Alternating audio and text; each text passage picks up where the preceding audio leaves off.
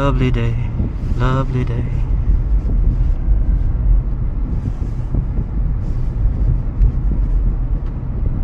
Napoy na lumping oh.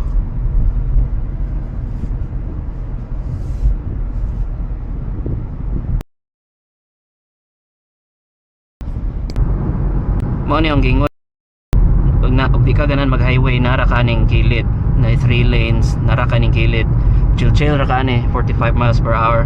If gusto ka magdali ka, musud ka ng highway na murag 6 lanes put siguro niya 70 miles per hour or 80 pa na sila.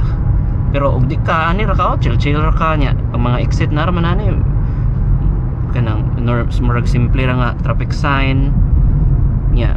Nana aslin mo exit raman ka ng highway if musud na kasay mo ang destination. So nara ka ani as in ani ra chill ra 1, 2, 3 nya 3 lanes nya nay kanang mo right or left lang ka if mo change ka lane. Pero if gusto ka mo avoid ang busy kay nga traffic na nasa taas ani ra ka chill ra ka ani kay mga naa ng highway gadali man na. Pero ani pero 45.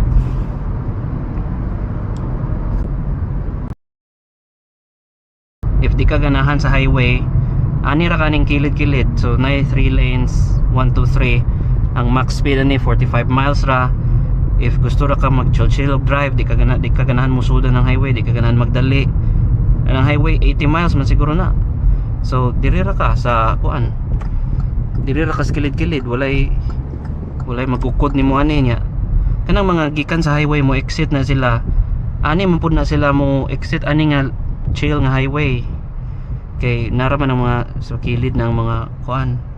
So okay kayo kay if di jud ka ganag highway, kay di jud ka ganag freeway, kay busy kayo, ani ra ka chill ra ka ni 45 per hour, way gadali ana. So mo ni naka kuan mo ni naka diferensya sa Houston kay wala ingani sa Phoenix or Tucson or kuan